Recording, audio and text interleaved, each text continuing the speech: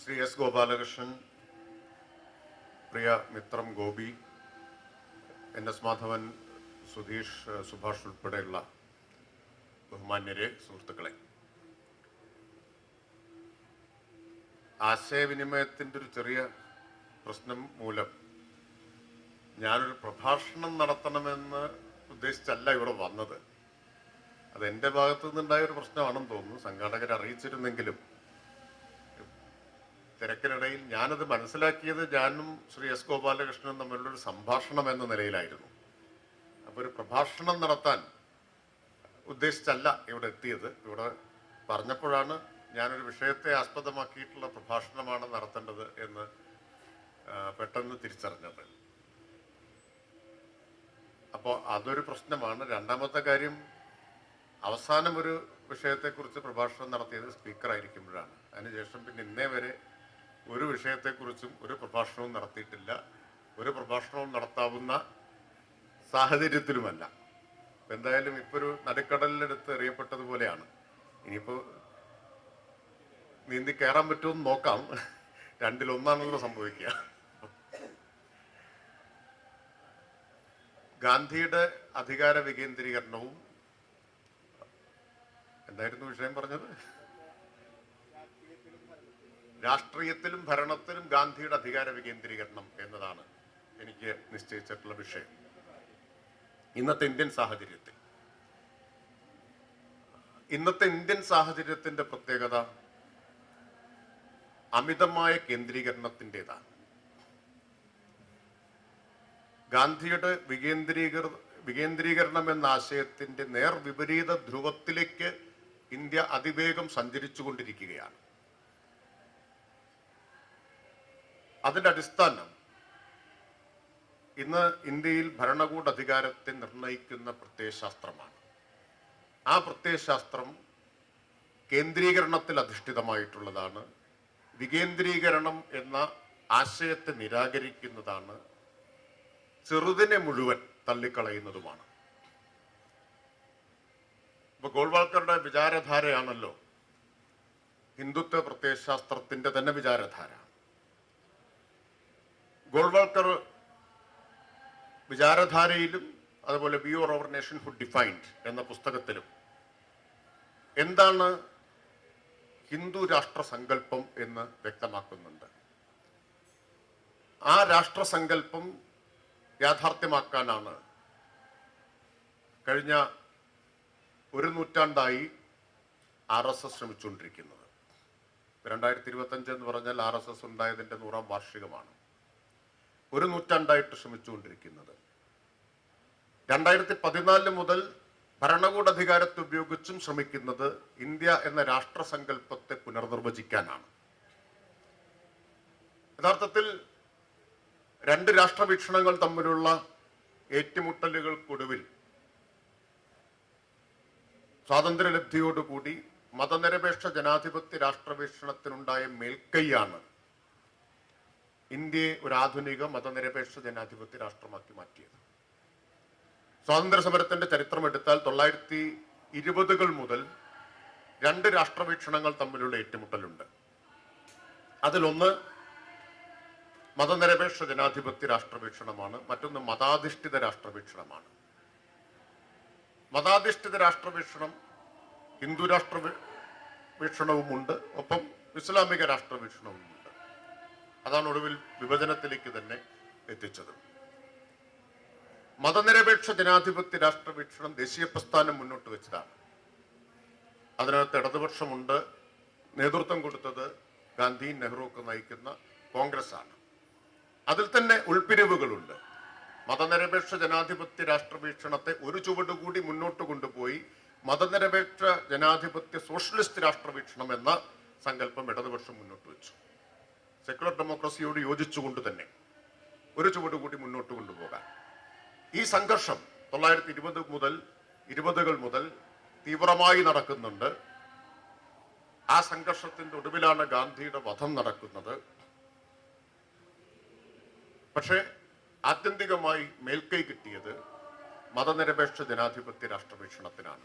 അതുകൊണ്ടാണ് ഇന്ത്യ 1950 ഭരണഘടന നിലവിൽ വന്നപ്പോൾ ഒരു മതനിരപേക്ഷ ജനാധിപത്യ രാഷ്ട്രമായിട്ട് മാറിയതും 3/4 നൂറ്റാണ്ടാ ഭരണഘടന നിലനിന്നത്. അപ്പുറത്തും ഉദാഹരണങ്ങളുണ്ട്. മതരാഷ്ട്രങ്ങൾക്ക് സംഭവിച്ചത് എന്താണ് എന്ന ഉദാഹരണം നമുക്ക് ഉണ്ട്, നമ്മുടെ മുമ്പിലുണ്ട്. ഞാൻ അതിൻ്റെ വിശദാംശങ്ങളിലേക്കൊന്നും പോവല്ല. അപ്പം അങ്ങനെ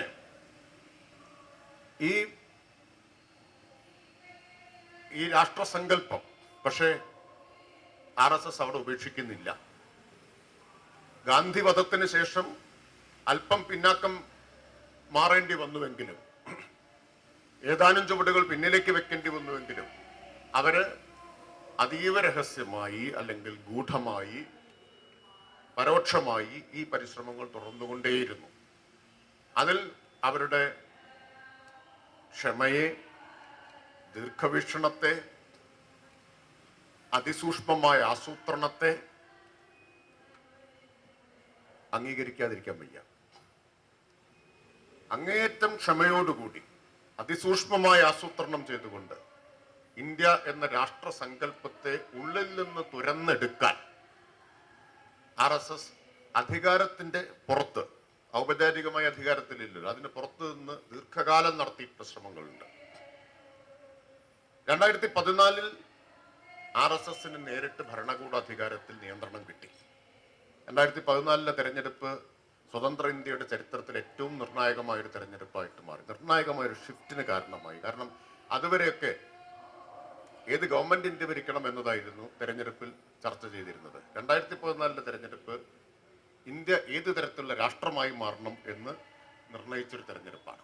കഴിഞ്ഞ 10 വർഷമായിട്ട് നടന്നുകൊണ്ടിരിക്കുന്നത് ഈ ഹിന്ദു രാഷ്ട്ര പദ്ധതി നടപ്പാക്കാനുള്ള ശ്രമങ്ങളാണ്. അതാണ് കഴിഞ്ഞൊരു ദശകമായി ഇവിടെ നടന്നുകൊണ്ടിരിക്കുന്നത്. ആ ഹിന്ദു രാഷ്ട്ര പദ്ധതി, അതാണ് ഞാൻ പറഞ്ഞത്, ഗോൾവാൾക്കർ അദ്ദേഹത്തിന്റെ 2 പുസ്തകങ്ങളിലായി വിശദീകരിച്ചിട്ടുള്ളത് ഒരു ഏകശിലാ നിർമ്മിതമായ രാഷ്ട്രസങ്കല്പമാണ്. ബഹുസ്വരതയെ നിരാകരിക്കുന്ന, വൈവിധ്യങ്ങളെ അംഗീകരിക്കാത്ത ഏകശിലാ നിർമ്മിതമായ രാഷ്ട്രവീക്ഷണം. ഒരു മതം, ആ ഒരു ഭാഷ, ഒരു സംസ്കാരം, ഇതിൽ അധിഷ്ഠിതമായിട്ടുള്ള ഒരു രാഷ്ട്രസങ്കല്പത്തെ ഗോൾവാൾക്കറും സംഘപരിവാരവും മുന്നോട്ട് വെച്ചു. അത് യാഥാർത്ഥ്യമാക്കാനുള്ള ശ്രമമാണ് കഴിഞ്ഞ 10 വർഷമായിട്ട് ഇവിടെ നടന്നുകൊണ്ടിരിക്കുന്നത്. ആ കേന്ദ്രീകരണം, അധികാരത്തിന്റെ കേന്ദ്രീകരണം, രാഷ്ട്രീയാധികാരത്തിന്റെ, ഭരണകൂടാധികാരത്തിന്റെ കേന്ദ്രീകരണം അരക്കിട്ടുറപ്പിക്കാനുള്ള ശ്രമങ്ങൾ ധാരാളം ഉദാഹരണങ്ങളുണ്ട്. ഇപ്പോ അതോടൊപ്പം തന്നെ നമ്മൾ ചേർത്ത് വായിക്കേണ്ടതാണ്, ഈ കേന്ദ്രീകരണത്തോടൊപ്പം മൂലധനത്തിന്റെ കേന്ദ്രീകരണവുമാണ്. 2014 പ്രത്യേകത ഹിന്ദു രാഷ്ട്ര സങ്കല്പത്തെ മുന്നോട്ട് വെക്കുന്ന ശക്തികൾക്ക് ഭരണകൂടാധികാരത്തിൽ നിയന്ത്രണം കിട്ടിയെന്ന് മാത്രമല്ല, ഹിന്ദുത്വ ശക്തികളും വൻകിട മൂലധന ശക്തികളും ചേർന്ന ഒരു സഖ്യം ഭരണകൂടാധികാരം കൈയടക്കി എന്നുള്ളതാണ്. അതൊരു പുതിയ സഖ്യമായിട്ടത് രൂപപ്പെട്ടു വന്നു. കോർപ്പറേറ്റ് സഖ്യം.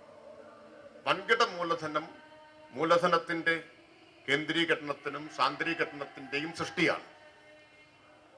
അത് സ്വതന്ത്ര ഇന്ത്യയിൽ കഴിഞ്ഞ 3/4 നൂറ്റാണ്ട് കൊണ്ട്, അല്ലെങ്കിൽ അതിൽ 77 വർഷം കൊണ്ട് വളർന്നു വന്നിട്ടുള്ള വൻകിട മൂലധന ശക്തികളുണ്ട്. അവർ തങ്ങളുടെ രാഷ്ട്രീയ സഖ്യശക്തിയായി ഹിന്ദുത്വത്തെ പരിഗണിക്കുകയും അംഗീകരിക്കുകയും ചെയ്തു. അങ്ങനെയാണ് ആ സഖ്യം രൂപപ്പെട്ടു വരുന്നത്. ഇപ്പോൾ ഒരു ഭാഗത്ത് മൂലധനത്തിന്റെ സമ്പത്തിന്റെ കേന്ദ്രീകരണം, മറുഭാഗത്ത് രാഷ്ട്രീയാധികാരത്തിന്റെ കേന്ദ്രീകരണം. ഇത് രണ്ടും ചേർന്ന ഒരു ഭരണകൂട സംവിധാനം നിലവിൽ വന്നു. അത് ഈ കേന്ദ്രീകരണത്തിൽ അധിഷ്ഠിതമായിട്ടുള്ള, അതിനെ കൂടുതൽ ശക്തിപ്പെടുത്തുന്ന അജണ്ടകൾ കഴിഞ്ഞ ഒരു ദശകമായി നടപ്പാക്കിക്കൊണ്ടിരിക്കുകയാണ്. ഇപ്പൊ GST എന്ന് പറഞ്ഞാൽ യഥാർത്ഥത്തിൽ ഇന്ത്യയിലെ കോർപ്പറേറ്റ് മുതലാളിത്തത്തിന്റെ ആവശ്യമാണ്. ഒരു രാജ്യം, ഒരു വിപണി, ഒരു നികുതി.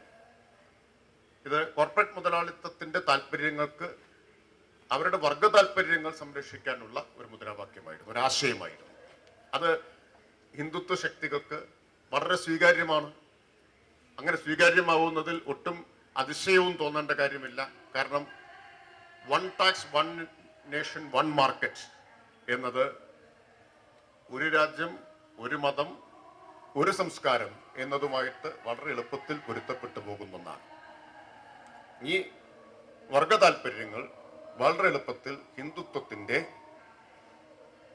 മതരാഷ്ട്ര സങ്കല്പവുമായി യോജിച്ചു പോകുന്ന ഒന്നാണ്. അത് പിന്നീട് നമ്മൾ കാണുന്നത് ഇപ്പൊ ഏറ്റവും ഒടുവിലെത്തി നിൽക്കുന്നത് ഒരു രാജ്യം ഒരു തെരഞ്ഞെടുപ്പ് എന്നതിലാണ്. ഇപ്പൊ രാഷ്ട്രീയാധികാരത്തിന്റെ കേന്ദ്രീകരണത്തിന് ഇതിനിടയിൽ ഒട്ടേറെ ശ്രമങ്ങൾ നടന്നിട്ടുണ്ട്. അധികാരം വളരെ കുറച്ചു പേര് കേന്ദ്രീകരിക്കും. ഇപ്പൊ പാർലമെന്റിൽ മൃഗീയമായിട്ടുള്ള ഭൂരിപക്ഷം കഴിഞ്ഞ 2 തവണയായിട്ട് കിട്ടി. ഇത്തവണ ഒറ്റയ്ക്കുള്ള ഭൂരിപക്ഷത്തിൽ കുറവൊന്നെങ്കിലും പ്രത്യേകിച്ച് മാറ്റമൊന്നും ഉള്ളതായിട്ട് കാണുന്നില്ല. ഏറ്റവും ഒടുവിൽ രാഷ്ട്രപതിയുടെ അഭിസംബോധനയും തെളിയിക്കുന്നത് കാര്യങ്ങളുടെ ഉള്ളടക്കത്തിലൊരു മാറ്റവും വരാൻ പോകുന്നില്ല എന്നതാണ്. പാർലമെന്റിനെ അപ്രസക്തമാക്കി കഴിഞ്ഞു, മന്ത്രിസഭയെ തന്നെ അപ്രസക്തമാക്കി കഴിഞ്ഞു. ഇതിനിടയിൽ ആരോ ചൂണ്ടിക്കാണിച്ചല്ലോ 3 പേരാണ് ഇന്ത്യ ഭരിക്കുന്നത് എന്ന്. പ്രധാനമന്ത്രി, ആഭ്യന്തരമന്ത്രി, ദേശീയ സുരക്ഷാ ഉപദേഷ്ടാവ്, ഈ 3 പേരാണ് ഇന്ത്യ ഭരിച്ചുകൊണ്ടിരിക്കുന്നത്. തീരുമാനങ്ങൾ മുഴുവൻ ഈ 3 പേരിൽ നിന്നാണ് ഉണ്ടായിക്കൊണ്ടിരിക്കുന്നത്. അപ്പൊ കേന്ദ്രീകരണത്തിന്റെ ശക്തി എത്ര ഉണ്ടെന്ന് നമുക്ക് നോക്കാം. ആ അധികാര കേന്ദ്രീകരണത്തിന്റെ മറ്റൊരു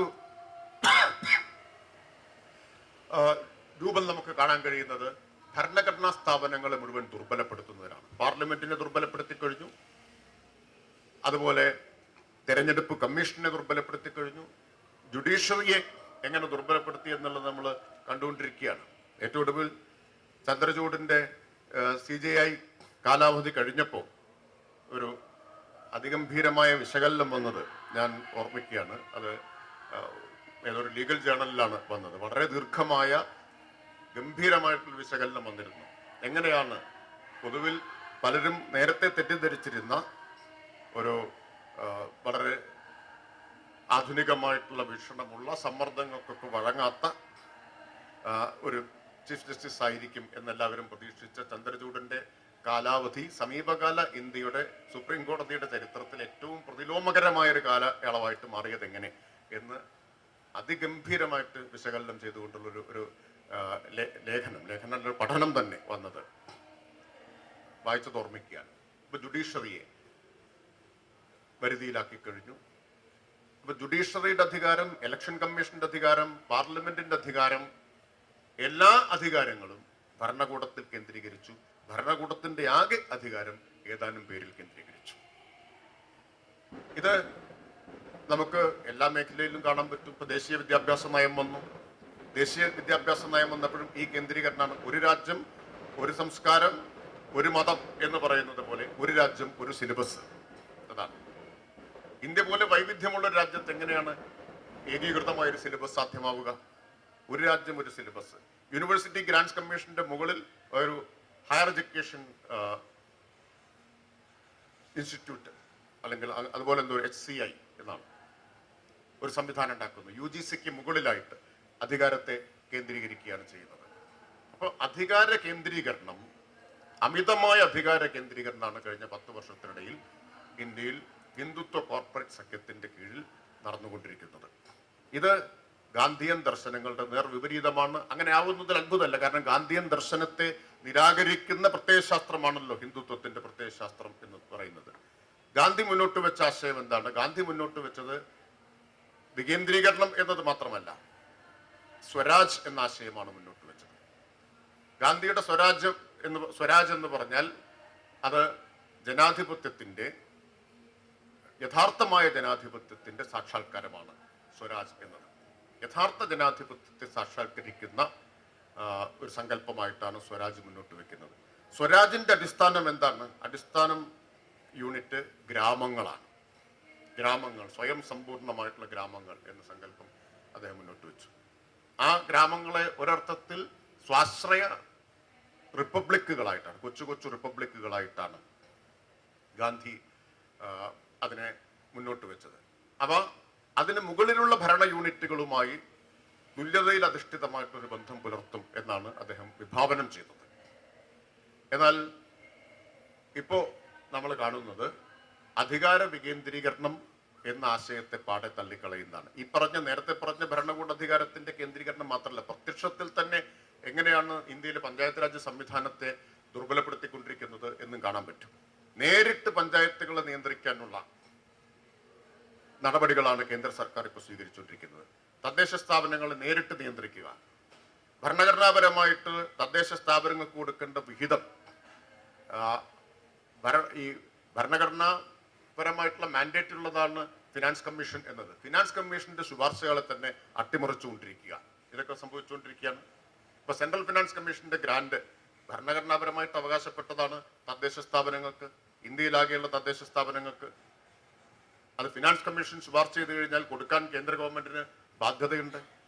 കാരണം CFC എന്ന് പറഞ്ഞാൽ ഫിനാൻസ് കമ്മീഷൻ എന്ന് പറഞ്ഞാൽ ഇൻഡിപെൻഡന്റ് ആണ്, അത് കേന്ദ്ര സർക്കാരിന്റെ നിയന്ത്രണത്തിൽ നിൽക്കുന്നതല്ല.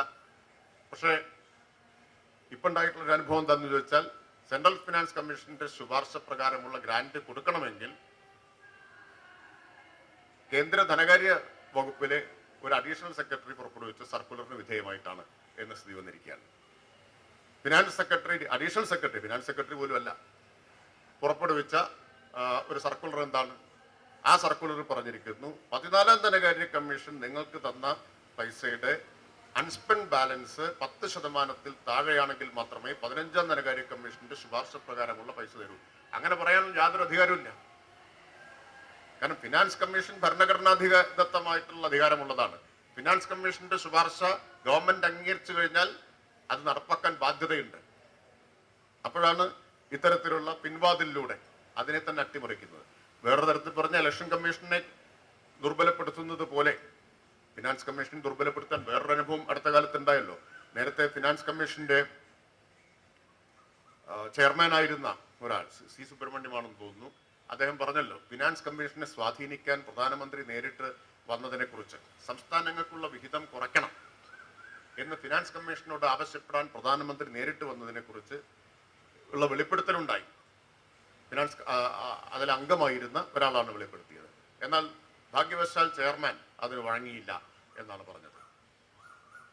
അപ്പോൾ ഏത് തരത്തിൽ അധികാര കേന്ദ്രീകരണം ഉണ്ടാകുന്നു, ഭരണഘടനാ സ്ഥാപനങ്ങളെ ദുർബലപ്പെടുത്താൻ ഏതറ്റം വരെ പോകുന്നു എന്നതിന്റെ തെളിവാണ്. സാധാരണഗതിയിൽ ഫിനാൻസ് കമ്മീഷൻ കോൺസ്റ്റിറ്റ്യൂട്ട് ചെയ്ത് കഴിഞ്ഞാൽ പിന്നെ കേന്ദ്ര സർക്കാരിന് ഫിനാൻസ് കമ്മീഷന് നിർദ്ദേശങ്ങൾ നൽകാൻ പറ്റില്ല. എങ്ങനെയായിരിക്കണം റിപ്പോർട്ട് കൊടുക്കേണ്ടത്, ഏത് തരത്തിലായിരിക്കണം ഈ വിഭവങ്ങളുടെ വീതം വെപ്പും വിഭജനവും നടത്തേണ്ടത്, കേന്ദ്ര സർക്കാരിന് നിർദ്ദേശിക്കാൻ പറ്റില്ല. അത് സ്വതന്ത്രമായിട്ടുള്ള ഭരണഘടനാപരമായ അവകാശങ്ങളുടെ ഒരു കമ്മീഷനാണ്. പക്ഷെ ഇവിടെ അതിനെ വരെ സ്വാധീനിക്കാനുള്ള ശ്രമം ഉണ്ടായി എന്ന വെളിപ്പെടുത്തലുണ്ടായി. അതിന് വഴങ്ങിയില്ല എന്നാണ് പറഞ്ഞത്. അപ്പൊ ആ നിലയിൽ ഇപ്പൊ തദ്ദേശ സ്ഥാപനങ്ങൾക്ക് നേരിട്ടുള്ള വിഹിതം, സംസ്ഥാനങ്ങൾക്കുള്ള വിഹിതം വെട്ടിക്കുറയ്ക്കാൻ പ്രധാനമന്ത്രി പോയിട്ട് പറയുന്നു. അത് പരാജയപ്പെട്ടപ്പോൾ എന്താ ചെയ്തത്? അത് പരാജയപ്പെട്ടപ്പോഴാണ് സംസ്ഥാനങ്ങൾക്കുള്ള വിഹിതം വെട്ടിക്കുറയ്ക്കണമെന്ന സമ്മർദ്ദത്തിന് ഫിനാൻസ് കമ്മീഷൻ വഴങ്ങാതിരുന്നപ്പോഴാണ് ഈ സെൻട്രലി സ്പോൺസേഡ് സ്കീമിന്റെ വിഹിതത്തിൽ മാറ്റം വരുത്തിയത്. നേരത്തെ 90% കേന്ദ്രം, 10% സംസ്ഥാനങ്ങളായിരുന്നു. അത് UPA ഗവൺമെന്റിന്റെ കാലത്ത് തന്നെ 75-25 കുറച്ചു. അപ്പോൾ കേന്ദ്രത്തിന്റെ വീതം കുറഞ്ഞു, സംസ്ഥാനങ്ങളുടെ വീതം കൂടി. ഇപ്പൊ 60-40, പലതും 50-50. യഥാർത്ഥത്തിൽ അത് ചെയ്യുന്നത് എന്താ? സംസ്ഥാനങ്ങളുടെ സാമ്പത്തിക അവകാശങ്ങളെ കവർന്നെടുത്ത് കേന്ദ്രത്തിൽ കേന്ദ്രീകരിക്കുകയാണ് ചെയ്യുന്നത്. അങ്ങനെയാണ്. നേരത്തെ 90% കേന്ദ്രം വിഹിതം കൊടുത്തിരുന്നത് ഇപ്പൊ 60%, 50% കുറഞ്ഞു എന്ന് പറഞ്ഞാൽ സംസ്ഥാനങ്ങളുടെ സാമ്പത്തിക അവകാശത്തെ കവർന്നെടുക്കുന്നു എന്നുള്ളതാണ്. പക്ഷേ ആരാണ് ഈ കേന്ദ്രാവിഷ്കൃത പദ്ധതികളുടെ മാനദണ്ഡങ്ങൾ നിർണ്ണയിക്കുന്നത്? മുഴുവൻ കേന്ദ്രം നിർണ്ണയിക്കും. പേര് മുതൽ എല്ലാം കേന്ദ്രം നിർണ്ണയിക്കും. മാനദണ്ഡങ്ങളെല്ലാം കേന്ദ്രം നിശ്ചയിക്കുന്നതാണ്. അത് ഈ ഇന്ത്യയിൽ മുഴുവൻ ഒരേപോലെ നടപ്പാക്കണം എന്നാ. ഇപ്പൊ കേരളം എക്കാലത്തും ഉന്നയിക്കുന്നൊരു പ്രശ്നം, നമ്മൾ കലഹിച്ചുകൊണ്ടേയിരിക്കുന്ന കാര്യം, ഉത്തരേന്ത്യയുടെ മാനദണ്ഡങ്ങൾക്ക് അനുസൃതമായിട്ട് തയ്യാറാക്കിയ കേന്ദ്രാവിഷ്കൃത പദ്ധതികൾ കേരളത്തിന് അനുയോജ്യമല്ല. അതുകൊണ്ട് ഇവിടെ നടപ്പാക്കുക പലതും അപ്രായോഗികമാണ്, അശാസ്ത്രീയമാണ്. അതുകൊണ്ട് അത് ഫ്ലെക്സിബിൾ ആവണം. ഈ ഏകീകൃതമായിട്ടുള്ള മാനദണ്ഡങ്ങൾ അടിച്ചേൽപ്പിക്കാൻ പാടില്ല. 60%-ഓ 50%-ഓ പൈസ സംസ്ഥാനം കൊടുക്കണം, പക്ഷേ മുഴുവൻ കേന്ദ്രം നിശ്ചയിക്കുന്നത് പോലെ നടപ്പാക്കണം. ഇത് ഈ പ്രവണത അധികരിച്ചു വരികയാണ്. ഫെഡറൽ ഘടനയെ ദുർബലപ്പെടുത്തുന്ന തരത്തിൽ സംസ്ഥാന അവകാശങ്ങൾ കവർന്നെടുക്കുന്ന പ്രവണതയും അധികരിച്ചു വരികയാണ്. ഇന്നലെ ബജറ്റ് അവതരിപ്പിച്ചു. സംസ്ഥാനങ്ങൾക്കുള്ള ട്രാൻസ്ഫർ വീണ്ടും കുറഞ്ഞിരിക്കുകയാണ്, വീണ്ടും വെട്ടിക്കുറച്ചിരിക്കുന്നു എന്നതാണ് അനുഭവം. അപ്പൊ സംസ്ഥാനങ്ങളെ, തദ്ദേശ സ്ഥാപനങ്ങളെ പഞ്ചായത്ത് രാജ് സംവിധാനത്തെ, പ്രാദേശിക സ്വയംഭരണത്തെ ദുർബലപ്പെടുത്തുകയാണ്. അധികാര കേന്ദ്രീകരണം വരുമ്പോൾ പിന്നെ സ്വാഭാവികമായിട്ടും അധികാര വികേന്ദ്രീകരണം എന്ന ആശയം ദുർബലമാവും. അതാണ് ഇപ്പോൾ ഇന്നത്തെ ഇന്ത്യയിലെ സാഹചര്യത്തിൽ സംഭവിച്ചുകൊണ്ടിരിക്കുന്നത്.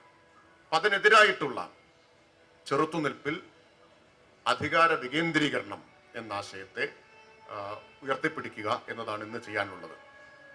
ഇടതുപക്ഷം എല്ലാ കാലത്തും അധികാര വികേന്ദ്രീകരണം എന്ന ആശയത്തെയാണ് മുന്നോട്ട് വെച്ചിട്ടുള്ളത്.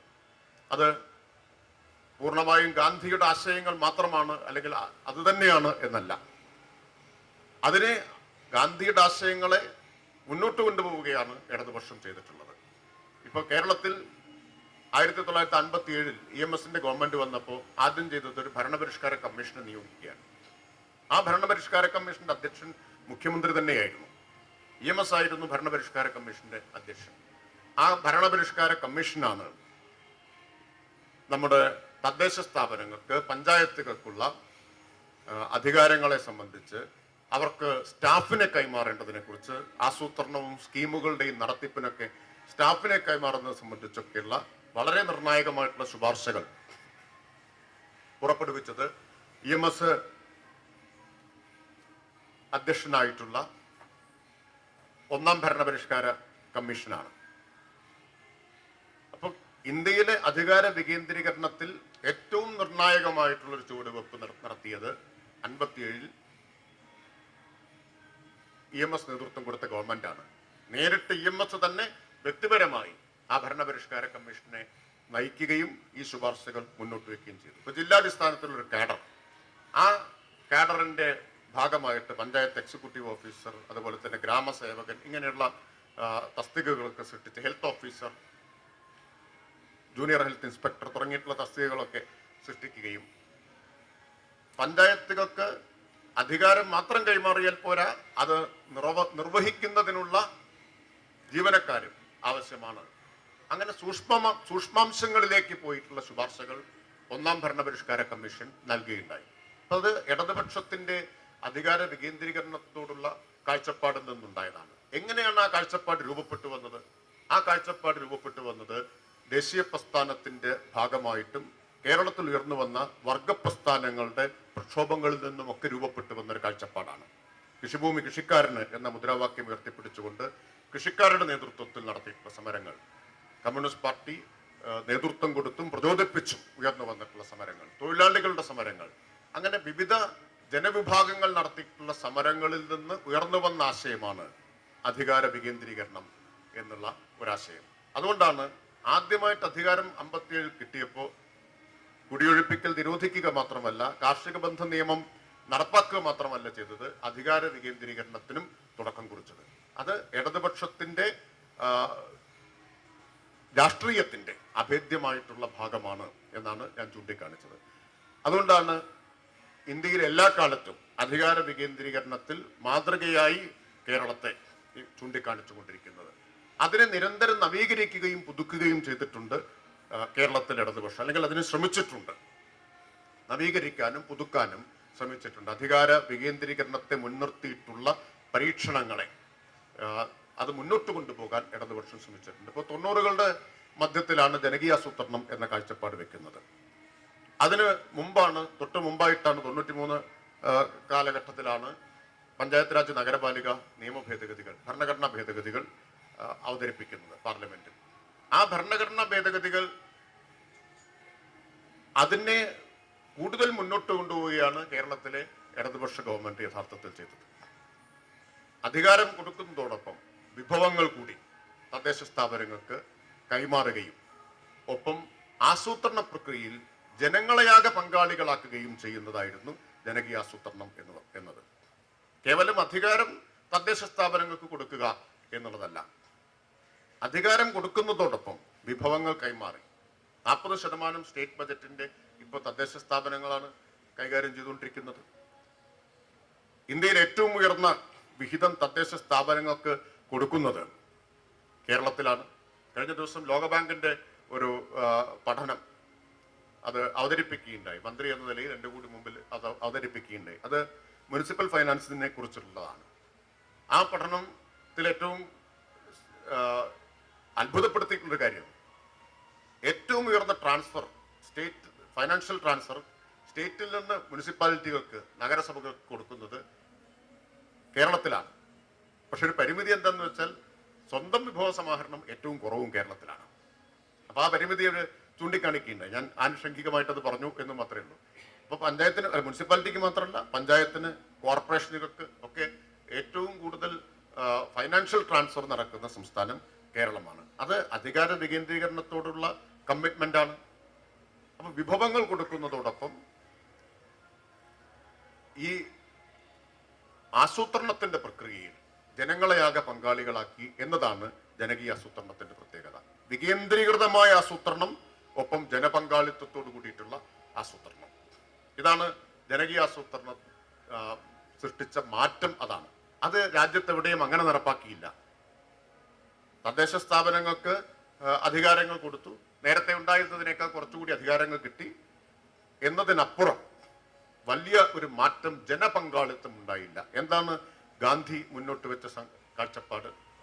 ഗാന്ധി മുന്നോട്ട് വെച്ച കാഴ്ചപ്പാടിൽ സ്വരാജ് എന്ന് പറഞ്ഞാൽ അവിടെ ലഘു സാങ്കേതിക വിദ്യയിൽ അധിഷ്ഠിതമായി ഉൽപാദന പ്രക്രിയ നടക്കുക, അത് ഓരോ ഗ്രാമത്തിന്റെയും ഓരോ വ്യക്തിയുടെയും ആവശ്യങ്ങൾ നിറവേറ്റുന്നതിന് ഉതകുന്ന തരത്തിൽ.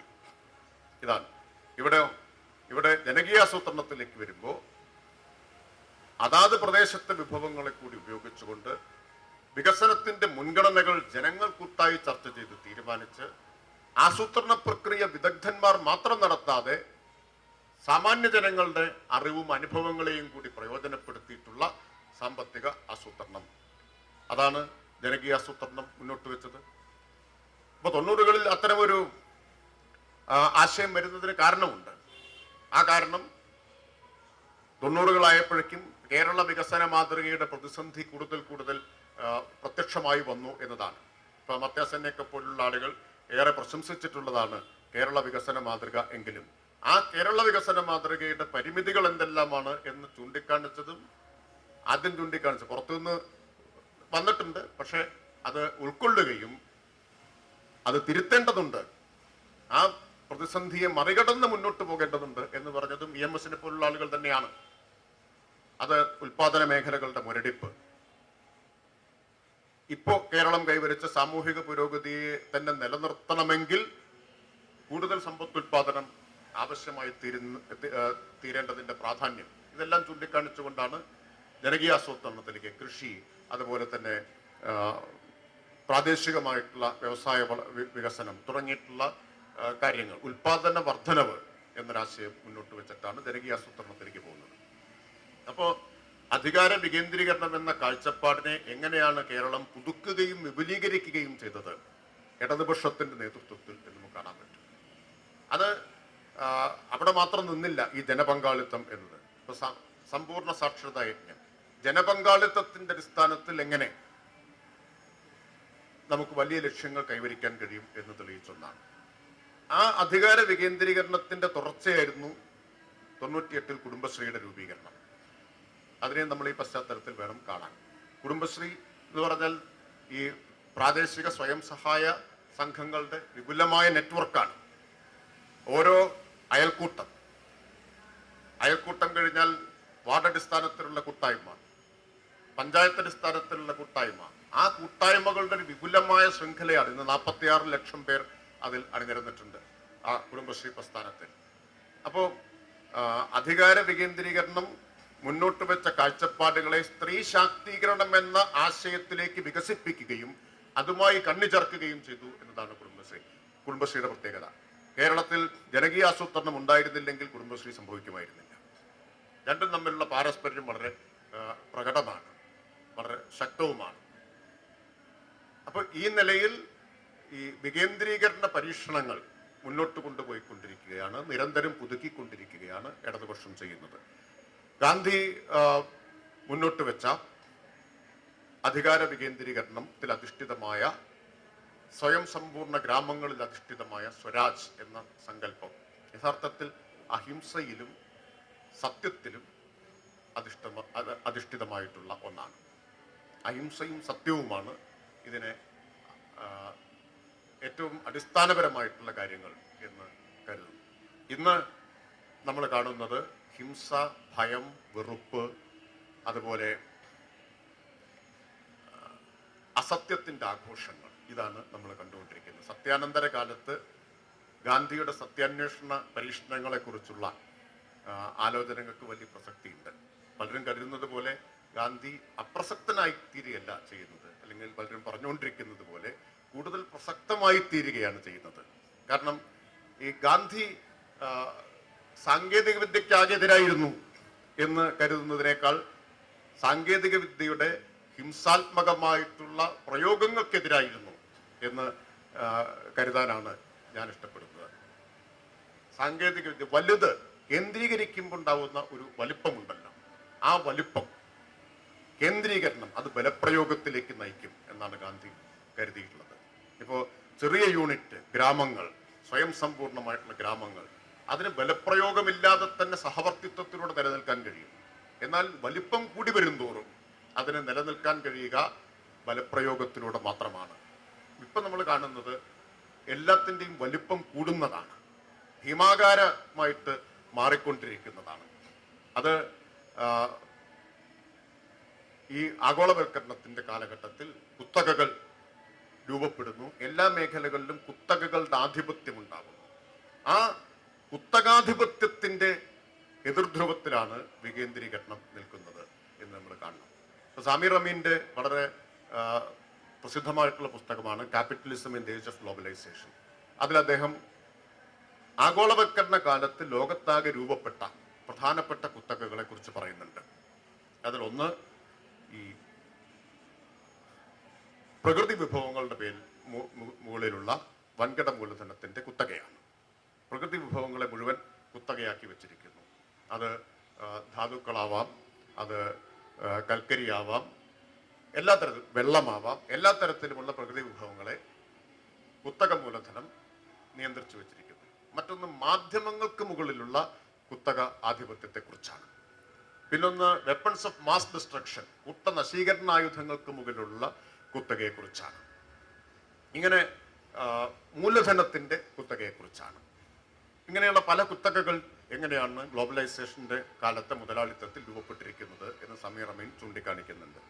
ആ കുത്തകകൾ ആണ് ഇപ്പോൾ എല്ലാത്തിനെയും നിയന്ത്രിച്ചു കൊണ്ടിരിക്കുന്നത് എന്ന് നമുക്ക് കാണാൻ പറ്റും. സാങ്കേതിക വിദ്യയെയും ടെക്നോളജിയുടെ മുകളിലുള്ള കുത്തകയെക്കുറിച്ചും സമീർ അമീൻ പറയുന്നുണ്ട്.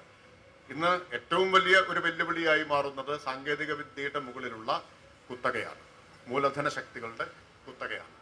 ഇപ്പോൾ 5ാം വ്യവസായ വിപ്ലവത്തിന്റെ കാലത്താണ് നമ്മൾ നിൽക്കുന്നത്. ആദ്യം ആവയന്ത്രം, രണ്ടാമത്തേത് വൈദ്യുതി, മൂന്നാമത്തേത് ഇലക്ട്രോണിക്സ്, നാലാമത്തേത് ഡിജിറ്റൽ. ഇപ്പോൾ നിർമ്മിത ബുദ്ധിയാൽ നയിക്കപ്പെടുന്ന 5ാം വ്യവസായ വിപ്ലവത്തിന്റെ കാലത്താണുള്ളത്. ഈ നിർമ്മിത ബുദ്ധിയുടെ നിയന്ത്രണം ആരാണ്? അതിൽ ഈ കുത്തക പ്രവർത്തിച്ചു കൊണ്ടിരിക്കുകയാണ്. സാങ്കേതിക വിദ്യയുടെ കുത്തക അത് ഏതെല്ലാം തരത്തിലാണ് വ്യക്തിയെ, കുടുംബങ്ങളെ, സമൂഹത്തെ ഒക്കെ സ്വാധീനിച്ചു കൊണ്ടിരിക്കുന്നത് എന്ന് നമുക്ക് ഇപ്പൊ തന്നെ ചർച്ചകൾ ഉയർന്നു വന്നുകൊണ്ടിരിക്കുന്നു. അത് ഏതെല്ലാം തരത്തിലായിരിക്കും വികസിച്ചു പോവുക എന്നുള്ളത്, ഏതെല്ലാം നിലയിലായിരിക്കും വളർന്നു വരിക എന്നത് ഇപ്പോൾ പ്രവചിക്കാൻ പോലും പറ്റാത്ത നിലയിലാണ്. ഇപ്പോൾ നിർമ്മിത ബുദ്ധിയെ ഉപയോഗിച്ച് ഓരോ വ്യക്തിയെയും നിരീക്ഷിക്കാനും നിയന്ത്രിക്കാനും കഴിയുന്ന ഒരു സംവിധാനമായിട്ട് ഇന്ന് അത് മാറിക്കഴിഞ്ഞിരിക്കുന്നു എന്ന് നമ്മൾ കാണണം. സാങ്കേതിക വിദ്യയുടെ കുത്തക എങ്ങനെയാണ് ഓരോ വ്യക്തിയുടെയും സ്വകാര്യതയിലേക്ക് പോലും കടന്നു ചെല്ലാൻ പറ്റുന്ന ഒന്നായിട്ട് മാറുന്നത്. എല്ലാ വ്യക്തി വിവരങ്ങളും ഇന്ന് ഈ കുത്തകകളുടെ കൈവശം, അതിൻ്റെ ഒരു കുത്തക രൂപപ്പെട്ടിരിക്കുന്നു. വ്യക്തി വിവരങ്ങൾ മുഴുവൻ കൈയടക്കിയിരുന്നു. ആധാറിൻ്റെതാണെങ്കിലും ശരി, ഇപ്പോൾ നമ്മൾ മൊബൈൽ ഫോണും അതുപോലെ ഇന്റർനെറ്റും ഒക്കെ ഉപയോഗിക്കുമ്പോൾ അറിഞ്ഞും അറിയാതെയും കൊടുക്കുന്ന സമ്മതങ്ങളിലൂടെയും ഒക്കെ വലിയ തോതിലുള്ള വ്യക്തി വിവരങ്ങളുടെ കുത്തക ഇപ്പോൾ രൂപപ്പെട്ടിരിക്കുന്നു. അതുവഴി ഓരോ വ്യക്തിയും സർവൈലൻസിന് വിധേയനാക്കാൻ കഴിയുന്ന ഒരു സംവിധാനം രൂപപ്പെട്ടു കഴിഞ്ഞിട്ടുണ്ട്. ആ നിലയിലുള്ള അധികാര കേന്ദ്രീകരണത്തിന്റെ ഭീതിതമായിട്ടുള്ള രൂപങ്ങൾ, മാതൃകകൾ ഇന്ന് ലോകത്ത് വളർന്നു വന്നുകൊണ്ടിരിക്കുന്നു. ആ അധികാര കേന്ദ്രീകരണത്തിന്റെ ഈ ഭീതിതമായ മാതൃകകൾക്കെതിരെ ഉള്ള ചെറുത്തുനിൽപ്പിൽ അധികാര വികേന്ദ്രീകരണം എന്ന ആശയത്തിന് പ്രാധാന്യമുണ്ട്. അതിനെ മുൻനിർത്തി വേണം ഈ ചെറുത്തുനിൽപ്പുകൾ വളർത്തിക്കൊണ്ടുവരാൻ. കേരളത്തിന്റെ അനുഭവം അതാണ് കാണിക്കുന്നത്. കേരളത്തിന്റെ മാത്രമല്ല, ലോകത്ത് പലയിടത്തും ഇടതുപക്ഷം ഇത്തരം പരീക്ഷണങ്ങളിൽ ഏർപ്പെട്ടുകൊണ്ടിരിക്കുന്നുണ്ട്. ബ്രസീലിലെ പോർട്ടോ അലിഗ്രയിൽ, അവിടെ നിന്നാണല്ലോ വേൾഡ് സോഷ്യൽ ഫോറത്തിന്റെ തുടക്കം തന്നെ ഉണ്ടാവുന്നത്. അവിടെ പാർട്ടിസിപ്പേറ്ററി ബജറ്റിംഗ് എന്ന ആശയം പോർട്ടോ അലിഗ്രയിൽ ഇടതുപക്ഷത്തിന്റെ ഒരു നഗരസഭാ ഭരണം ഉണ്ടായപ്പോഴാണ് ഈ ആശയം അവർ മുന്നോട്ട് വെക്കുന്നത്. പങ്കാളിത്ത ബജറ്റിംഗ് എന്ന ആശയം, പങ്കാളിത്ത ജനാധിപത്യം എന്ന ആശയം. ഇത് ലോകത്ത് വ്യാപകമായിട്ട്, വ്യാപകം എന്ന് പറഞ്ഞാൽ ഇടതുപക്ഷത്തിന്റെ ഇപ്പോൾ സ്വാധീനം വളരെ പരിമിതമാണ്. ഇപ്പോൾ ലോകത്തെ ഇടതുപക്ഷ ശക്തികൾ ഏർപ്പെട്ടുകൊണ്ടിരിക്കുന്ന ഒരു പരീക്ഷണം പങ്കാളിത്ത ജനാധിപത്യത്തിൽ കൂടി അധിഷ്ഠിതമായിട്ടുള്ള ഒന്നാണ്. അധികാര വികേന്ദ്രീകരണം എന്ന ആശയത്തെ മുൻനിർത്തിക്കൊണ്ടുള്ള ഒന്നാണ്. ഇപ്പോൾ അധികാര വികേന്ദ്രീകരണം എന്നത് ഇടതുപക്ഷത്തെ സംബന്ധിച്ച് തൊഴിലാളി വർഗ സാർവദേശീയതയ്ക്ക് എതിരായ ഒരു കാഴ്ചപ്പാടല്ല. തൊഴിലാളി വർഗ സാർവദേശീയത എന്ന കാഴ്ചപ്പാടിന് ഒപ്പം സഞ്ചരിക്കുന്ന ഒന്നാണ് അധികാര വികേന്ദ്രീകരണം എന്നത്. പ്രത്യേകിച്ച് കേന്ദ്രീകരണത്തിൻ്റെതായ കാലത്ത് ലോകമാകെ കേന്ദ്രീകരണം വരുന്നുണ്ട്. നമ്മൾ നേരത്തെ പറഞ്ഞത് ഇന്ത്യയിലെ ഭരണകൂടാധികാരത്തിന്റെ കേന്ദ്രീകരണത്തെ കുറിച്ചാണ്. എന്നാൽ സാമിർ അമീൻ പറയുന്നത് ലോകമാകെ സാങ്കേതിക വിദ്യ, രാഷ്ട്രീയ അധികാരം, ആയുധങ്ങൾ, മാധ്യമങ്ങൾ ഇതെല്ലാം കേന്ദ്രീകരിച്ചുകൊണ്ടിരിക്കുന്നതിനെ കുറിച്ചാണ്. ഇതിന്റെ എല്ലാം കുത്തക രൂപപ്പെടുന്നതിനെ കുറിച്ചാണ് പറയുന്നത്. അപ്പൊ അത്തരം കുത്തകാധിപത്യത്തിനെതിരായിട്ടുള്ള പോരാട്ടത്തിൽ അധികാര വികേന്ദ്രീകരണം എന്ന ആശയത്തിന് വലിയ പ്രാധാന്യമുണ്ട് എന്ന് മാത്രമാണ് ചുരുക്കി ഈ സന്ദർഭത്തിൽ പറയാനുള്ളത്. അപ്പോൾ ഏറെക്കുറെ കരപറ്റി എന്ന സമാധാനത്തിൽ ഞാൻ നിർത്തുന്നു. എല്ലാവർക്കും നമസ്കാരം.